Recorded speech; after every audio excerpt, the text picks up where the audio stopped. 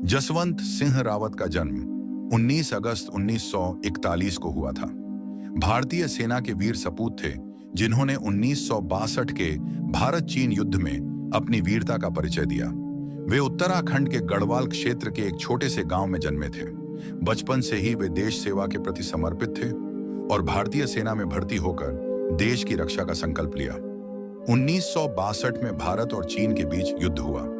जसवंत सिंह रावत अरुणाचल प्रदेश के तवांग जिले के नूरानांग पोस्ट पर तैनात थे। जब चीनी सेना ने भारतीय क्षेत्र में आक्रमण किया तब उन्होंने अपनी छोटी टुकड़ी के साथ डटकर मुकाबला किया। जसवंत सिंह ने अकेले ही 3 दिनों तक 14 से 17 नवंबर 1962 चीनी सेना को रोक कर रखा।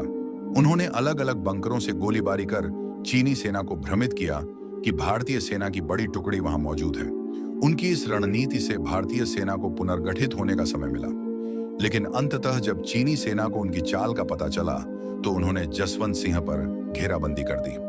अंत में जब बचने का कोई रास्ता नहीं बचा तो जसवंत सिंह ने वीरगति प्राप्त कर ली।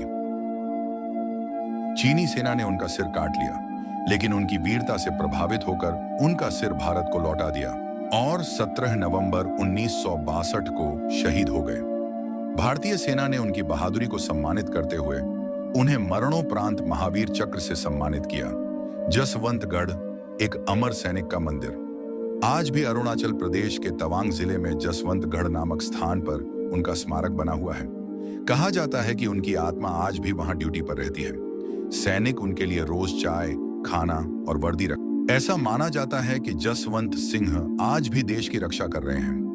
जसवंत सिंह रावत भारतीय सेना के सबसे वीर सैनिकों में से एक थे।